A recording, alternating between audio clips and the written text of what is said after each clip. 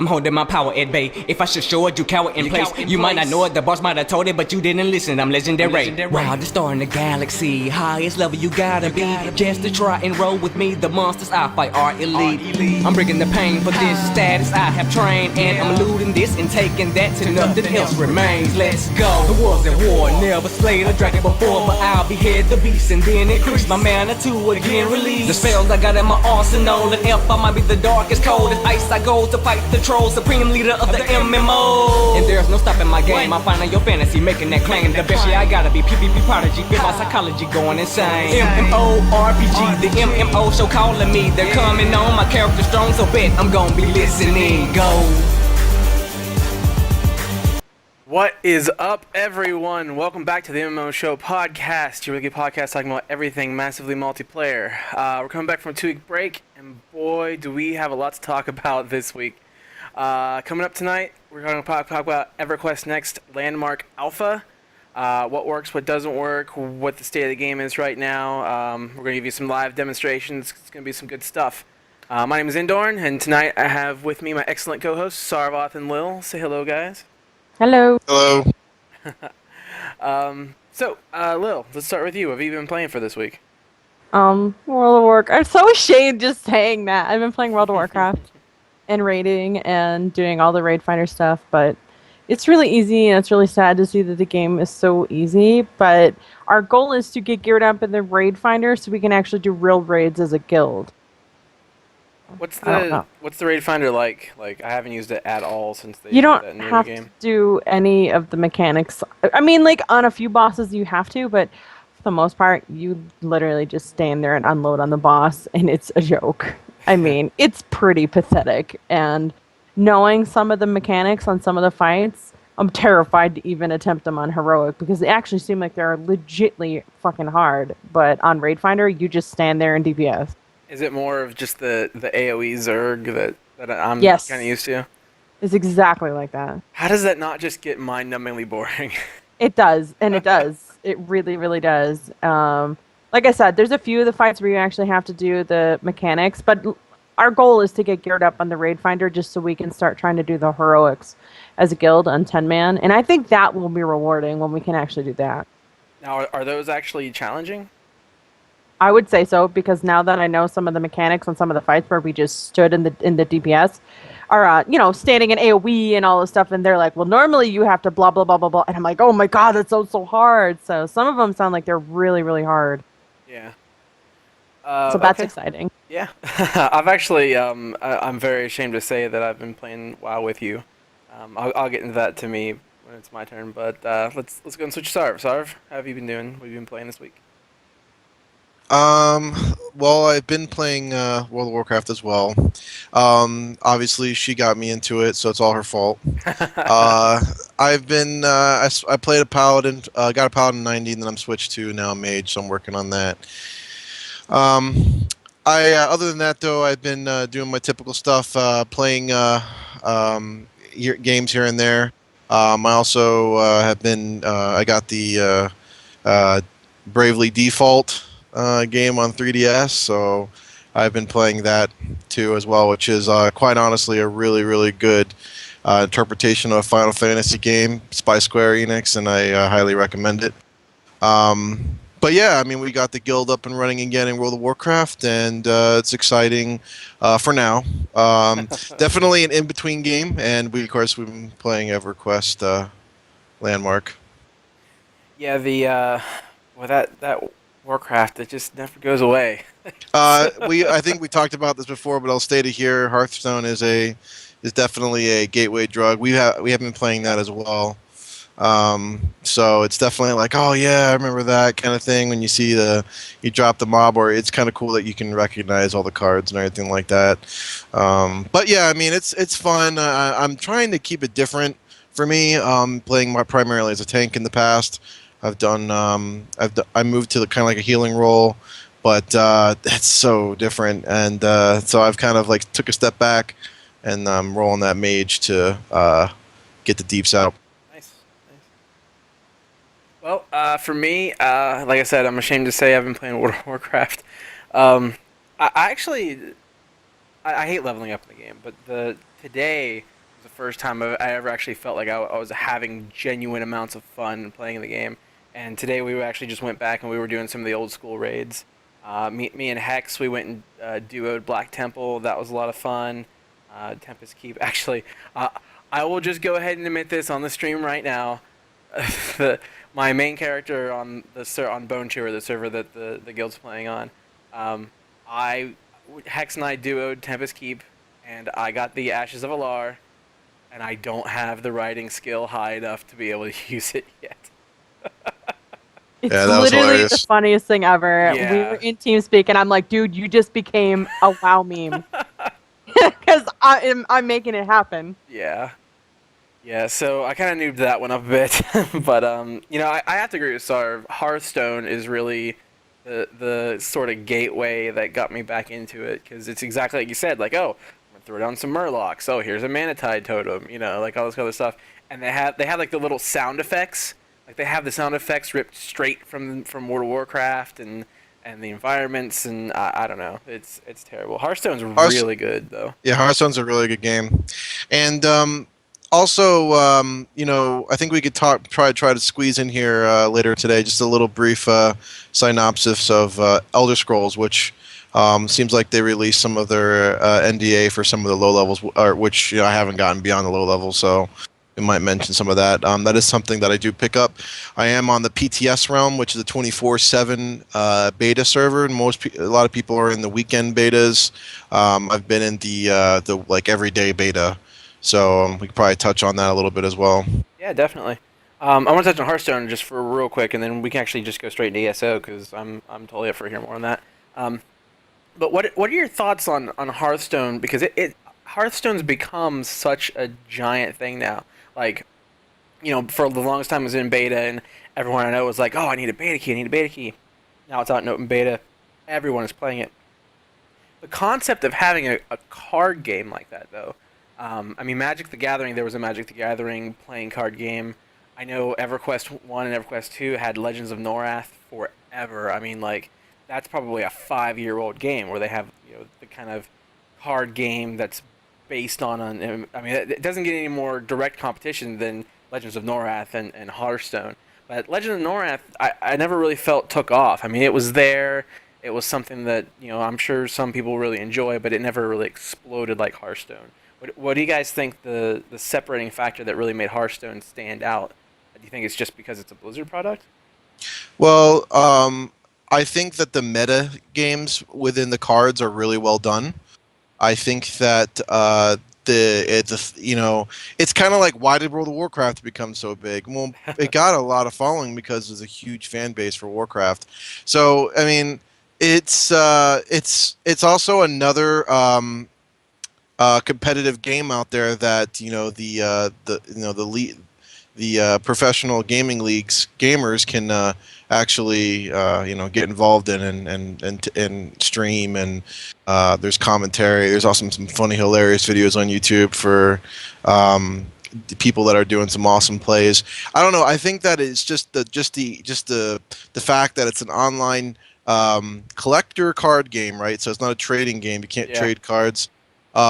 There's also that bit of a, you know, roulette with the purchase. You know, just like you go out and you buy a card deck for your favorite card game, and Pokemon started all that. You know, where you get the cards and you open them up and you get random cards out of it. Is also pretty cool.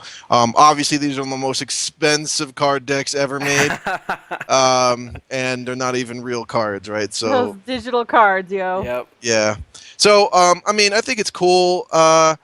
I don't know why it's getting so big, but I think it has to do with really well done, polished gameplay. The UI is excellent. The game is small and lightweight, and it's so accessible to anybody that's played any Warcraft game, and World of Warcraft specifically, can pick it up and just have fun with it. Because I mean, like, you get to play a class from World of Warcraft. Yeah. So I mean, it's like, it's way more accessible than I think. Like, for me to go and get, I hear people say that this is game. It's very much like Magic the Gathering. Never played Magic the Gathering in my life. I know there's online games for Magic the Gathering, but you know, I don't know if they've been well. I can't comment on the, you know, the versus, or, you know, Hearthstone. Yeah. Well, I definitely I've played Magic the Gathering for a long time ago. I was probably a like a freshman in high school, I think, when I started playing Magic. Um, but it's a very similar. I mean, like I don't want to say that Blizzard copied them because that's just the genre of game that it does. But that you have resources and your resources are limited, and you use those resources to cast cards, and then you use the cards for the combos. And Magic the Gathering was the best, in my opinion, that has actually pulled it off. I mean, there's been a ton of different games like that, but they've always managed to do it really, really well as far as, like you said, with the combos and being able to build theme decks and that kind of thing. And I feel like Blizzard really, really captured that. Like, they must have really sat down and looked at Magic the Gathering and all these other games and looked at what really worked and what really didn't, because I agree with you. The different theme decks that are playing the different classes and all the different combos of the cards are very well balanced and very well done. Except shamans. Shamans What need I want nerfed to a bit. know, what I want to know is, I'll be excited to see when MMO Champion starts telling us how much money they're fucking making off of it. Oh gosh. I don't even want to know, because people are like, "Oh, it's only $5," Yeah. and then they're doing that like 3 times a week, and I'm like, "You just paid for WoW for a month." Yep, they've made a ton of money off me, that's for sure. Yeah, see, and that's why I don't play Hearthstone. I want to, but I don't need 2 card addicts Yep. in the house. That would be bad on our budget. Yeah, definitely. Okay, well, let's go ahead and jump over to the ESO talk. I know Sarv was pretty excited to start talking about stuff with the NDA being released now, right? Yeah, so I'm actually quickly reading and making sure that I'm actually allowed to talk about the PTS, because I think we could discuss really quickly I think that EverQuest, I think they pushed these guys into releasing their NDA. Yeah. First Awesome. of all, I imagine most developers right now hate the EverQuest team because Oh yeah, much the way of PlanetSide, they are really being communicative, doing everything that we've ever asked for a developer to do. Mm-hmm. I mean, crap, they even explained that they had to replace a network card in the server. Yep. I mean, Yep. that granularity is crazy, right? So, Yeah. and they're really pushing that this, like, everyone that's currently in alpha is a developer with them, and they're all on the same team. Essentially, we're not getting paid, but you know what I mean. Yeah. So, like, I think that set a precedence for Elder Scrolls, but let's not forget that Elder Scrolls has a release date in April, and this is actually kind of surprising to me. I don't know if I don't know who is paying the bills, but I think that they could do with some more time on the beta. Now, I know that we can't. I was actually going to spin it up and kind of show some footage from the PTS. Yeah, give me 1 second because I want to make sure if I can do that. But Sure. my general impressions, because I have played the weekend betas and I can talk about that. And I think we're allowed to show 15 minutes of footage under a certain level, or anything including the weekend level. I think the PTS, which is fully available to any levels, does have a limit on the areas you could talk about. And yeah, so I think I can go ahead and just freely talk about it. I haven't gotten very far, to be honest with you. I think that the game is possibly going to go free to play soon after release. If I'm going to go ahead and plug, this guy doesn't need any plugs, but Angry Joe on YouTube, a YouTube personality, has already made 2 fantastic videos on the PvE and the PvP. The PvE is lacking. It's a little boring, a little bland. I've been told from him to play in certain areas in a certain race to really get the. It's a smaller area. There's a lot of like running simulator kind of gameplay where you're running between quests stuff. To be honest, guys, it's an MMO. It's a theme park MMO, and I know that a lot of people were hoping it would be more sandboxy like Elder Scrolls, the regular single-player games. Unfortunately, it is a go from one quest hub to another. There is, like, you can go off and explore just like you could in World of Warcraft, but it's not rewarding, I feel, enough to kind of ignore quests. In fact, it's extremely linear too. Yeah, so it is linear. It's not like you have, you could do anything, go anywhere, and the tenets of a sandbox MMO. So I'm giving it the stamp of theme park. And there's just too many theme park MMOs out there right now Yeah. to really compete with. World of Warcraft's coming back up with subscribers. I don't know if anyone knew that. They've last count was they're up 250,000 subscribers. Wow. Because So of Joe Schmoes like us all fucking resubbing. yeah, so I think they released the Timeless Isle, which allows for players to come in and easily access gear to get into the raid finder and get into the raids again. I don't know if they're going to keep trending up. Well, that's to see. But you know, we don't know when their expansion will be coming out. But Elder Scrolls is coming out in April. WildStar, I don't know the release date in WildStar. There is competition out there. Elder Scrolls may aim to come out in a time period when no other MMOs are coming out and try to see if they can get a niche. But you know, honestly, to keep those players there, I really think that they got to improve some stuff. And I think it's maybe a little too late. I think that it's a little bit too bland, a little bit too boring. The combat system is not as interesting as some may think. The graphics are kind of dated, you know. But from what I understand, and I haven't yet enjoyed this part of the game, and that is PvP. I have to say there's great YouTube videos out there. Like I said, Angry Joe has one. The PvP looks phenomenal, especially the sieging and the tactics therein. So the map is huge. Puts I think it's probably bigger than Guild Wars 2 PvP map if anyone's played that. But it's got siege weaponry and other things that could really make the game shine.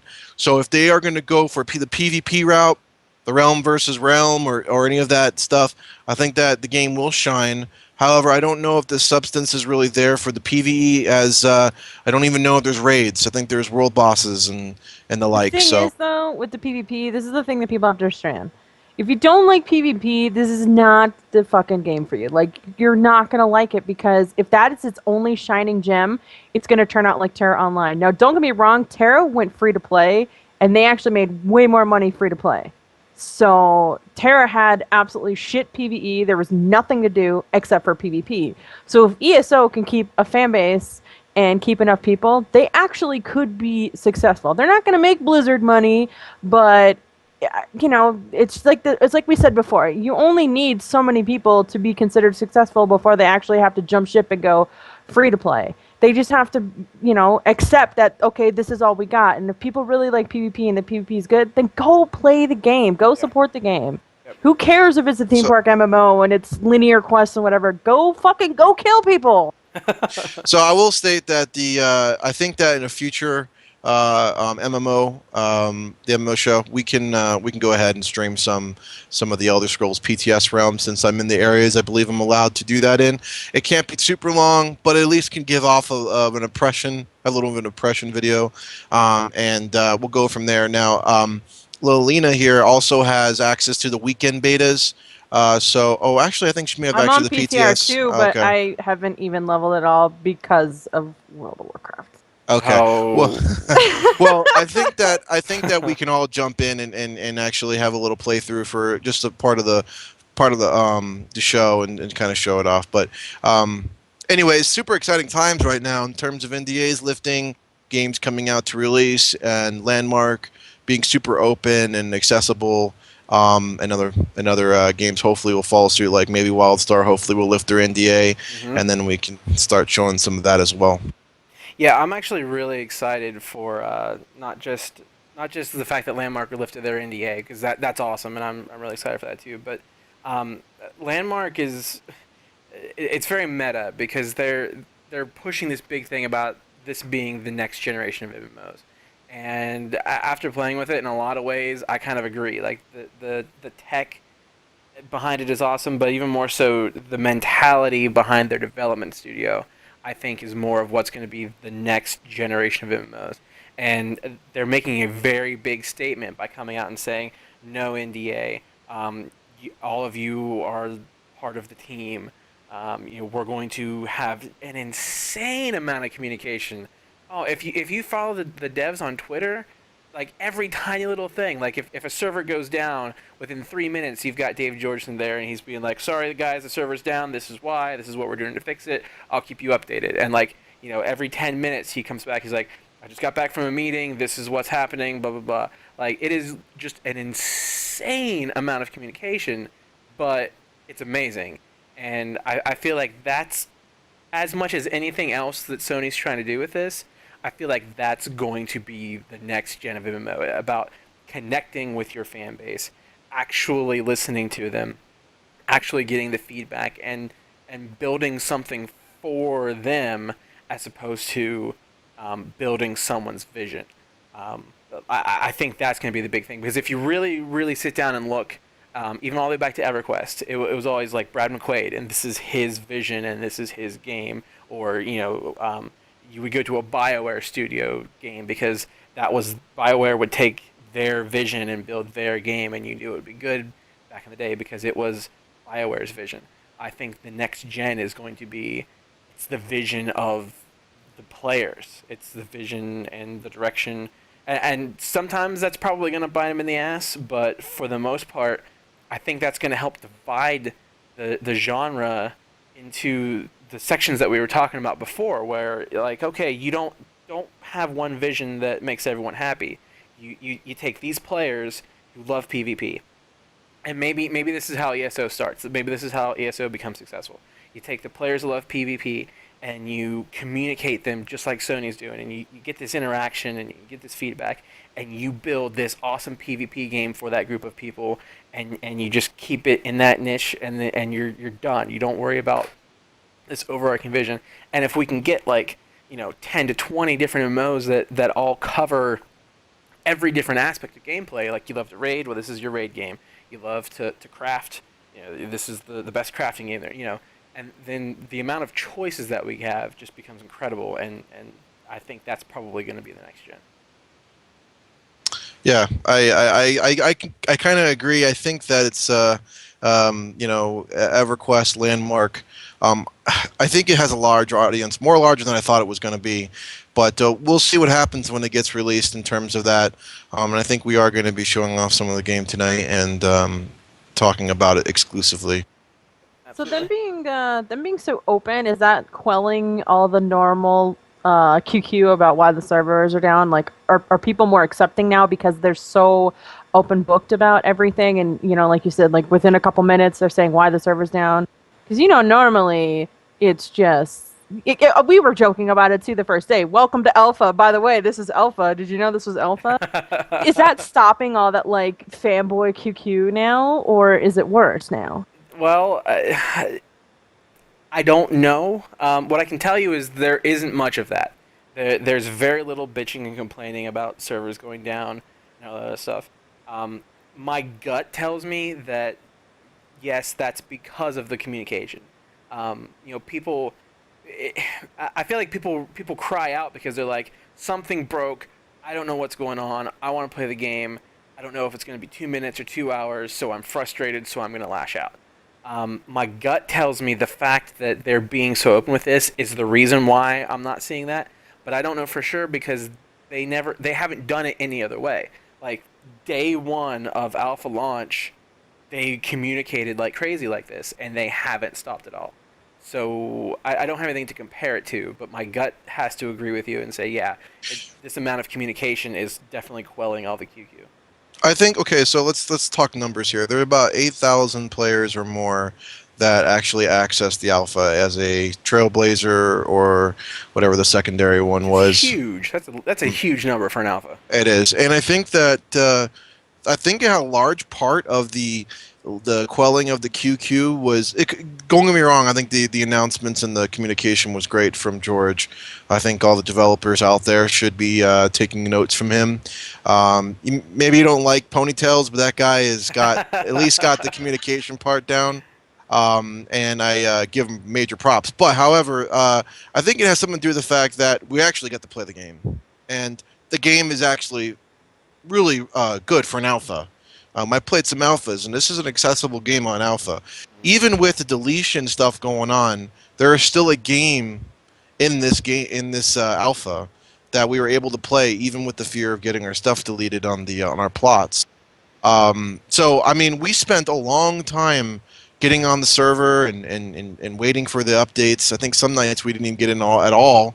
And I really, honestly, I don't know why I didn't really get upset as I did with the Final Fantasy issues, simply because this is alpha, right? I know people say that a lot, but that's the honest truth. We did pay for it, but we knew what we were paying for. We were paying for alpha access. It's not even beta access. This is not release. Other game developers have released their games in far worse shape than Yes, EverQuest did. they So absolutely have. and finally, I think eventually we're going to become numb to this sort of stuff. There's a huge trend right now where people are paying to play alphas, and I'm kind of a little scared of it. I mean, if you go on Steam, it's like mostly like pre-release games that you're paying for, and there's big disclaimers on the thing that says that this is alpha.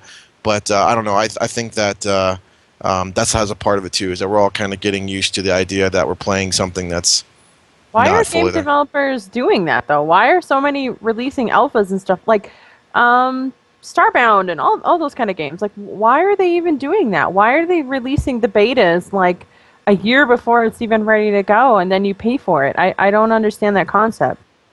Funny. I mean, really, like, I think Sony's motivations are different. I think Sony legitimately is in a situation where they're like, we have this technology, we don't exactly know the best way to shape it. And I think Sony legitimately is wanting that feedback, wanting us to be a part of the dev team, however they want to spin it. But when you're talking about Starbound, when you're talking about Rust, when you're talking about 95% of the games on Steam right now, it's all about money. They're indie developers. I mean, you don't see like EA releasing, NBA 2015 a year early on the early access program for alpha or whatever. But yeah, it's all indie developers, and by putting it out there for an early alpha, they get a huge influx of money that allows them to continue developing the game. That makes sense. Yeah, it's almost like a There's Kickstarter when you really think about it. Yeah, and also we should probably mention that there is a large difference between this and demo betas. A lot of betas nowadays are coming across as what I would consider a demo. Yeah. You're demoing the game. It is polished. It's done. There's no bugs really hardly any in the game. You may find you are literally playing the game, which I think is bad, and I think that developers should stop doing that because it entitles future beta testers to not beta test a game. They're now critiquing a demo, and when they get into a real beta, they'll be sorely disappointed when they find that it is not as polished as a demo beta before that they've played or something to that effect. But anyways, we should probably move on to some EverQuest here, right? Yeah, definitely. Do you want to start your stream first? Yeah, sure. I already got it going. I'm actually in showcasing Zerby's Lost Fortress right now, Ooh, which fancy. I'm sitting. And I figured, you know what? I was gonna make my Indigo pick on stream. Oh man. See me fail at making a green Indigo pick. But yeah, this is I don't know if you got it up yet and your stream's delayed, but yeah, this is some guy's fort. It's pretty well done. It's got 2 towers. Looks like he's worked a good amount of time on us. Looks like it's taken up the whole slot here on the ground. He's got a tower, some tower stairs. I don't know if you want to see his. This is how he's designed his stairs, which are I've seen a very reoccurring spiral staircase deal.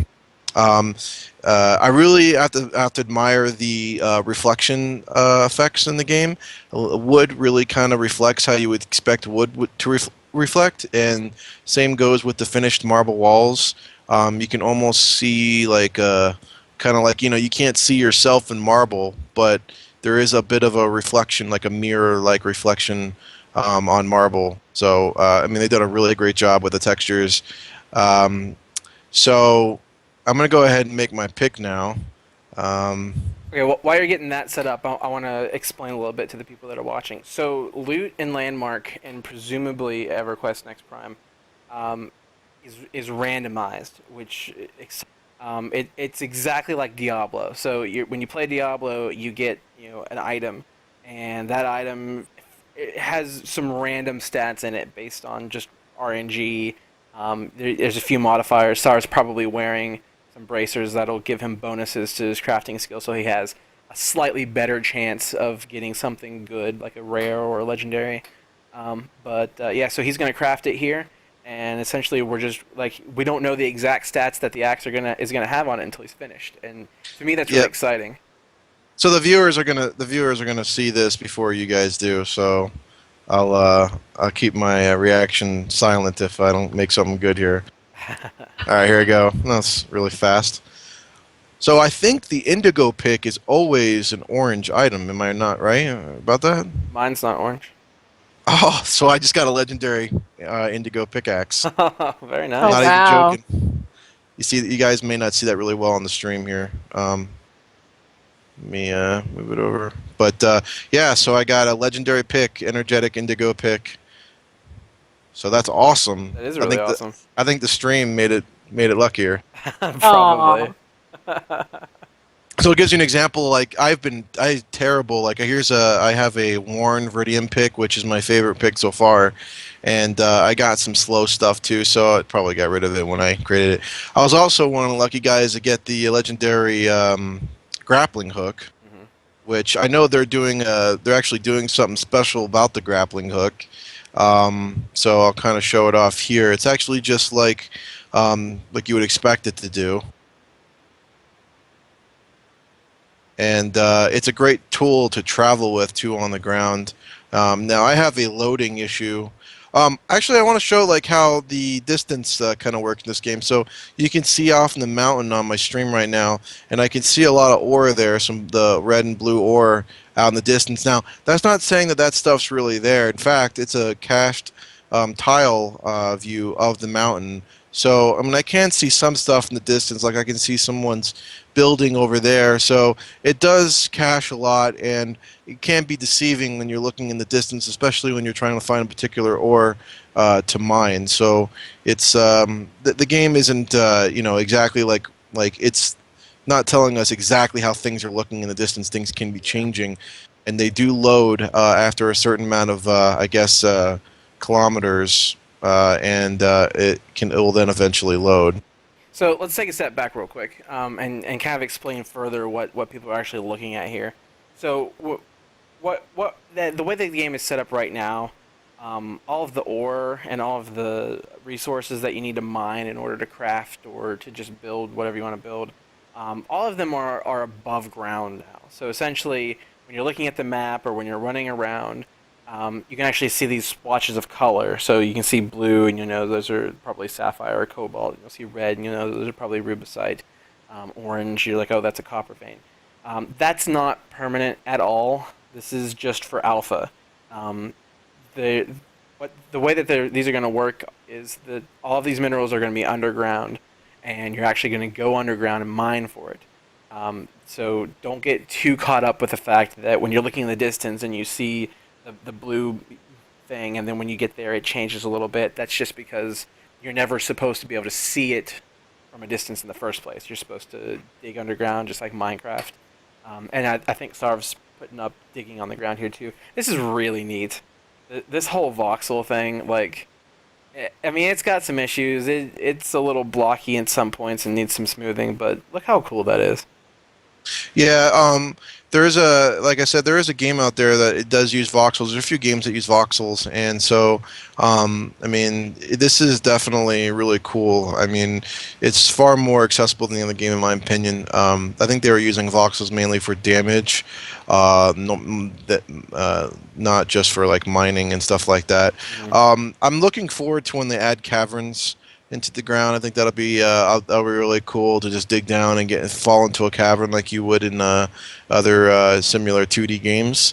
I mean, I think one of the questions is like, is this a game? Like, is this just a game, or is this just literally just a kind of like do whatever you want sandbox? And my answer to that is this is a game. It's got game elements in it.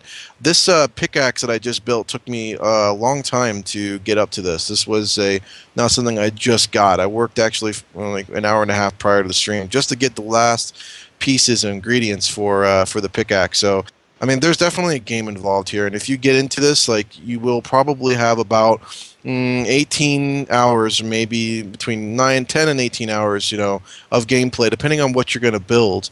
Now, we'll admit that once you build your building, there may not be a whole lot to do, but there is definitely a game right now in EverQuest Landmark. Yeah, I would have to agree with that 110%. I mean, I played Landmark nonstop until I built my statue, and then once I had built my statue, I was like, well, done. But now, I mean, I'm not done with Landmark, and everything. It's just that in alpha right now, the feature set is limited. So if you're gonna subscribe to the alpha or buy into the alpha at this point, you gotta understand that once you power level through building off your picks, and once you've built exactly what it is that you want to build on your claim, at the moment, that's pretty much it.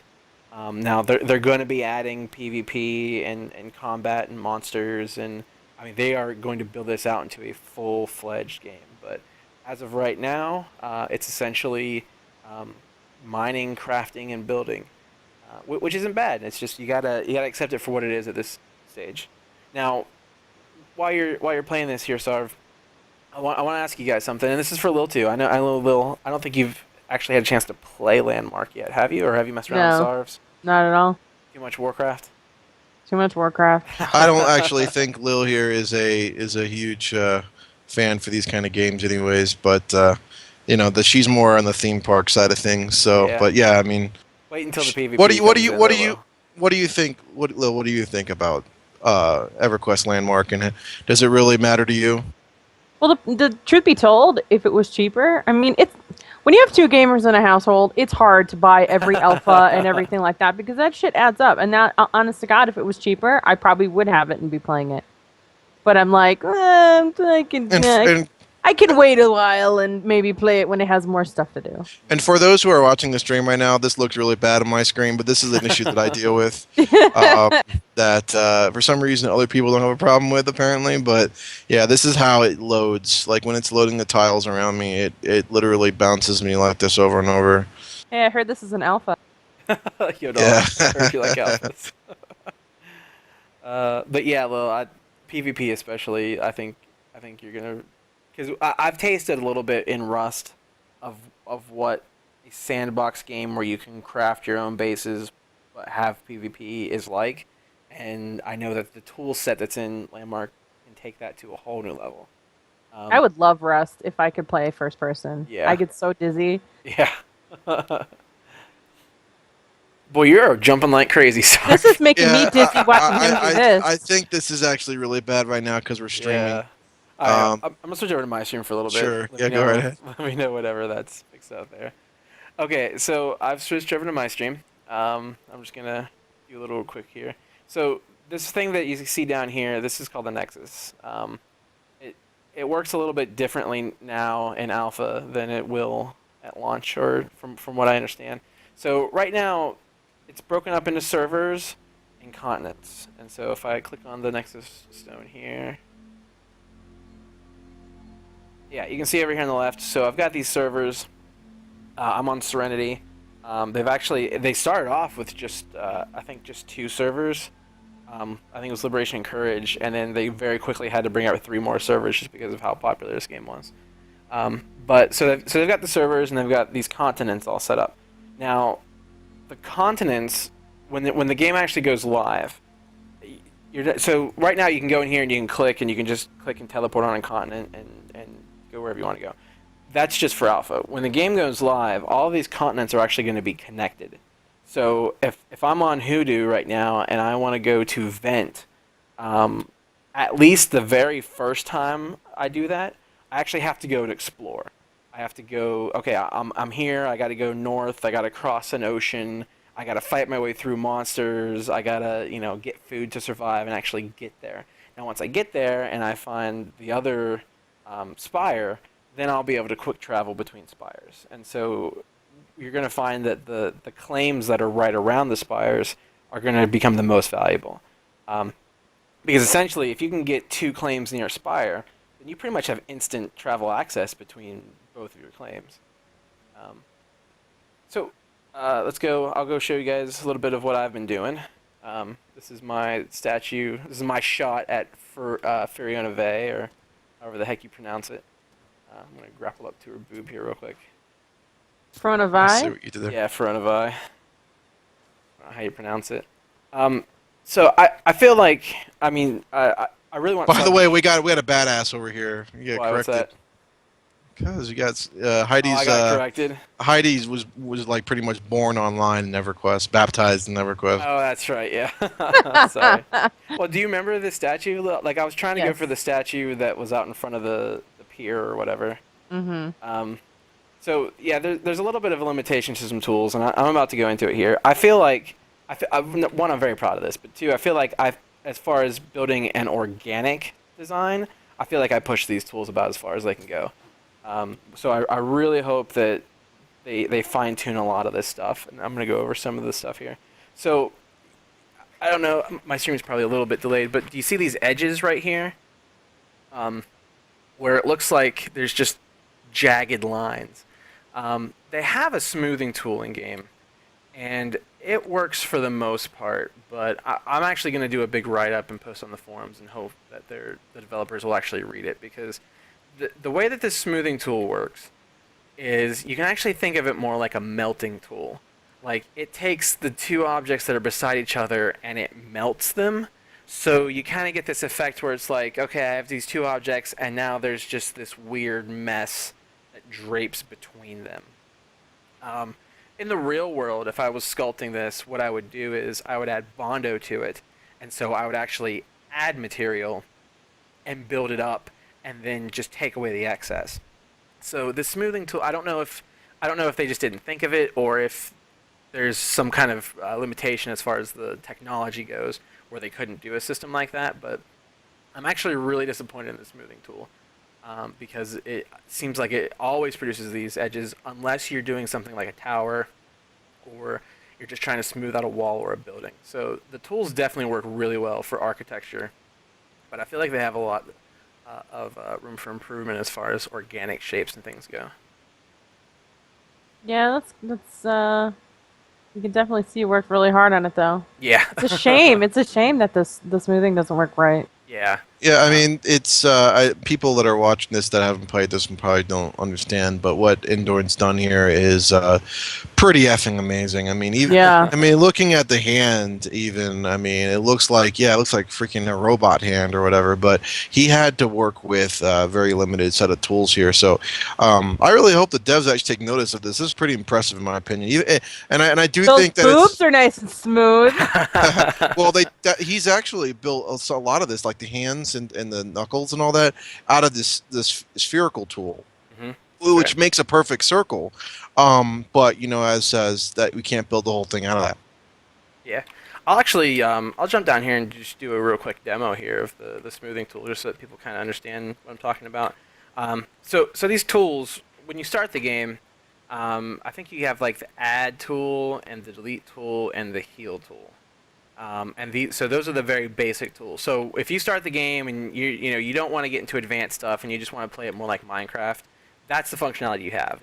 So if I click the add tool, I can just add blocks. I can change the size of the blocks I want or whatever, but I can just say, okay, I'm going to add a block, bam, add a block. So I mean, you literally just starting the game day one can build anything that you could build in Minecraft. Actually, you have even more advanced options, because you can change the size of the blocks that you put down. So starting right away, you actually have a pretty good amount of power here. And then you have the subtract tool, works in the same way. You can just click and subtract and adjust the sizes and everything that you need to do. You can build holes like that. So then you start working and getting some more advanced tools. And these are actually tools that you craft. So I thought that was really neat. So one of the first tools I wanted was the selection tool. But it's not something that you get from leveling up, because there's no levels. It's not something you start the game with. You actually have to go out and get the materials for it, which are kind of a pain in the butt. It's not an easy task to go. It's a real accomplishment to get these tools. And I actually enjoyed that. That gave me a sense of progression. Even though there's no levels and there's no skills in the game yet, I still felt like I progressed my character by building these tools. I can't get over watching your clothes move. Oh, I know. It's amazing. Yeah, the- the cloth and the armor effects in this game. I wish that future developers would take notes on this. This is awesome. Some of the best cloth physics I've seen in any MMO. Yeah, I mean, I completely agree. I'm also really excited. I don't know how much you guys have looked into this, but SOE mode, there, I think it's either slated for the next big update patch or the one after. But they're going to be putting SOE mode into this game, which is this really cool technology where you turn your webcam on, and whatever faces you're making, your character in game makes those faces. So if you, I've heard about this. Yep. So if you smile, your character smiles. If you're laughing, your character laughs. It tracks your eyeballs. Like it's really neat. I haven't seen exactly how it works with EverQuest Next, but in EverQuest 2, it's really neat. So I'm really excited to see what they do with that.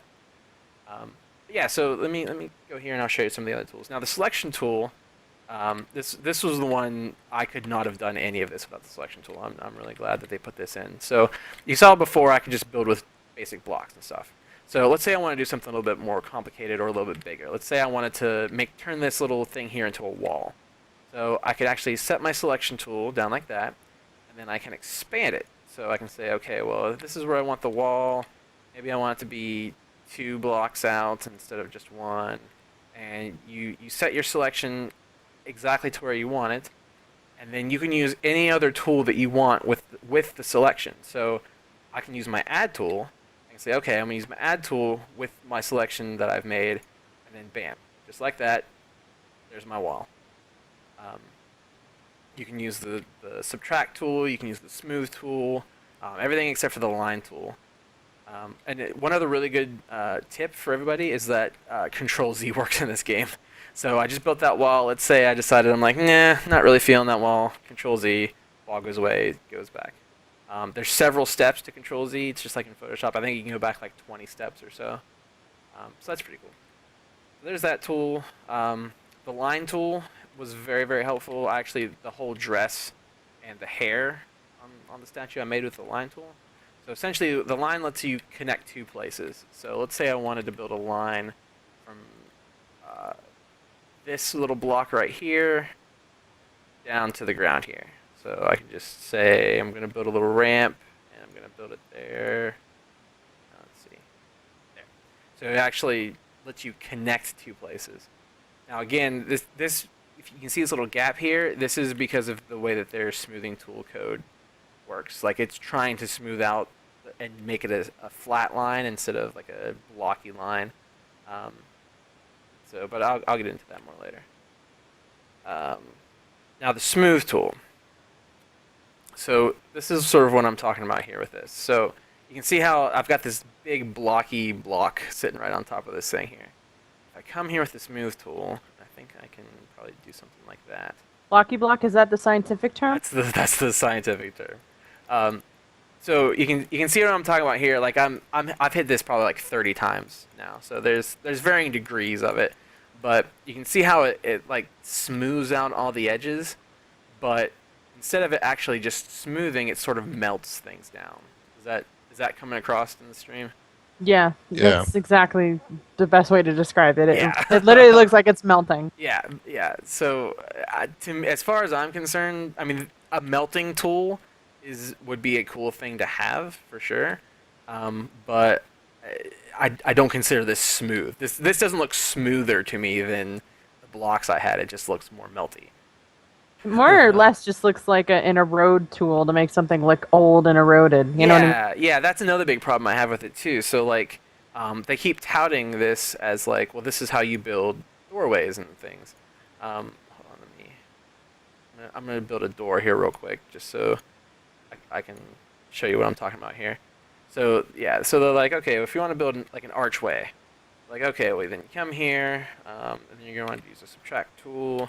And you can actually change. So I've been working with squares right now for everything, but you can also work with circles. So I'm gonna switch this to circle real quick, and I'm gonna just change that there. Okay. So yeah. So a lot of what they were talking about was okay, well this is how you create nice archways and that kind of thing. But when you come here with the smoothing tool, and I'm actually smoothing my statue there. Hold on, let me undo that. Okay, let me try this again. Don't want to mess with my statue. Just bring this up. Yeah. So while he's doing that, real quick, to answer a comment in chat, Landmark and Next are two different games, but using the same engine. I think that's the important thing to note about the two of them. It's not just two completely separate games that are not at all connected. They are connected. I think that's your Landmark. If you are in Landmark, you will have a class special to you that's like an Explorer class or something like that available to you in EverQuest Next. Yeah, I think they said they were going to call it the Adventurer class, but I wouldn't expect too much from it. It'll probably be some sort of crafting class. So this is going to be a better example here. It's probably just as well that the other thing didn't work out. So yeah, so this is how they say that you should build an archway. Like if you wanted a smooth, round archway. Now if I come here with the smoothing tool and I actually try to smooth these down, I mean, kind of, but again, like, this isn't. I mean, does that look like a nice, smooth archway to you? Like, I mean, it kind of does. But you can see here on the edge, like, it's actually eroded away from where my nice straight line was before. Yeah. And so, I mean, I can. It distorts it. Yeah, because like I said, it's melting it, and I can come here and I can melt the whole thing, but even at that, I think Lil said it good. It makes it look old and eroded, especially like look there at the top, like. So I got an example too on my keep that I built. I'll just kind of show where I was what effect I was trying to get. Sure. But I'll say the right side of the archway looks better than left so far, at least on my stream. But Yeah. I mean, yeah, I don't know. I think they're giving a little bit too of a sculpture feel to it. Are you looking at my stream now? Nope, but I will switch over right now. There you go. All right, so this is my keep I actually built right when they stated that they were no longer deleting the content on your land. So if you look up on my tower here, I built this kind of like a tower, a castle tower, and you can see like I used kind of like a grass texture that kind of go around the top, and this is reminiscent of a lookout tower, where part of the tower will have like straw around beneath the actual windows of the tower. So let me kind of grapple up here, and I'll show you where the tool doesn't really work, even when you're doing something simple like this.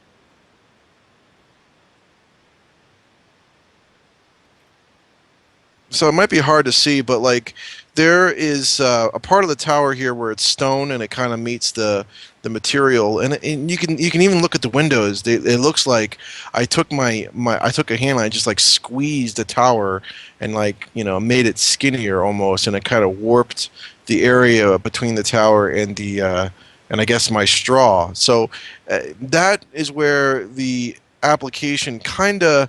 It's because the feel of what I was trying to get was not going to be there with just a block. I had to smooth it, I just had to. But then on the roof here, it worked out actually well. I mean, this is a smooth roof. These were once just blocks, but it just like you're pointing out, it's not perfect. There are areas on here where I could not get rid of. One is this area right here. I mean, I can actually look at it right. I'm hanging right next to it.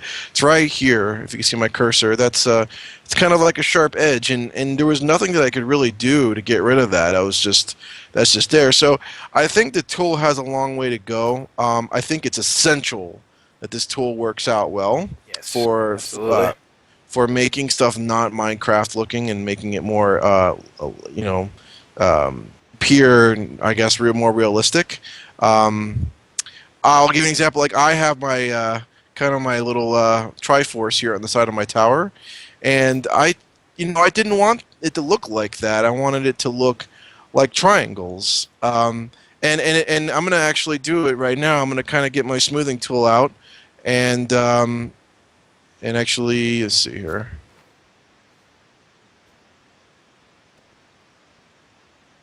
I'll try to smooth this, and you'll see what it looks like when I smooth this out.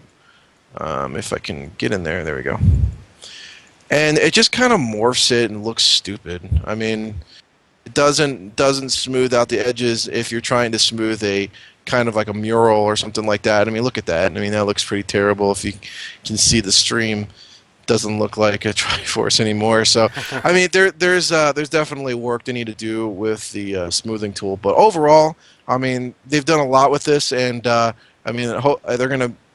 I don't know how they were gonna expect to release this by December. I mean, that was a crazy idea, but I mean, like, you know, who knows what will come of this tool and other tools. Like, they don't even have the flying tool in yet, so you can't fly on your plot or anything like that. So there's obviously things that to be added. Yeah, you can imagine that me building that statue without being able to fly. I had to find some very creative ways to grapple. Wow. Yeah, grappling is also kind of interesting, especially on mountains. Ooh, I gotta be careful. Yeah. Yeah, so I agree with Sarv. The paint tool or the smooth tool absolutely has to get sorted out, and I think they will. I mean, I think they've acknowledged that there's some issues. It needs some tweaks. I mean, it's not a bad tool, but I'm actually really hopeful that my write-up is going to help them, because I've seen a ton of architecture stuff. I really haven't seen a whole lot of organic stuff. People trying to do like actual human-looking statues or any kind of non-structural designs. So I'm hoping I can help out a lot with that, or maybe I'm just telling them a lot of stuff that they already know. Yeah, I think that you should, and I think that you should use your statue as an example of the limitation on the tools. Yeah, yeah. And, Now, I should say a user did ask. I did read about organically sculpting by using like a pickaxe at your stuff, and they have no plans for this. And I really kind of hope they rethink that. I think having a tool instead of a, I don't know, square or sphere cursor to sculpting out something will be more beneficial than you know, than having a tool to do it instead of having like this blocky kind of effect where you can't really. I think the problem is that you can't really precisely smooth a particular area out in the way you want it to, because it's so, I don't know, it's so broad of a stroke. Yeah, no, I can see that. There's, I mean, you could probably do it with the circle tool if it would let you go small enough, but for some reason, I mean, you saw like I was doing earlier when I was switching between using tools as a square or using tools as a circle, but the circles are a lot bigger. Like, it's probably like the smallest square, the smallest circle you can use is probably like 10 times that size. Right. Well, we're nearing the end of the show. Is there anything else that you wanted to cover, Indorn, in terms of thoughts or anything on the game? Well, just that I'm really excited for the concepts. I think everyone should definitely give this a try. I totally understand that, you know, paying like $60 to $100 for Trailblazer Explorer Pack for an alpha is probably a little crazy for a lot of people. So, you know, I'm not saying necessarily run out right now, but definitely when open beta or closed beta comes out, if you can grab one for like, I think it's what, 20 or 29 for the other pack, I think that'll be worth it. If you can get a hold of some beta keys from Trailblazers, that'll be totally worth it. Maybe we'll give one away on here whenever that pops up. That seems like a good idea. Yeah, that is a good idea. Yeah. Yeah. Because we're all gonna have money. We don't have sponsors or anything yet, but we can probably pull something together. Yeah. Good.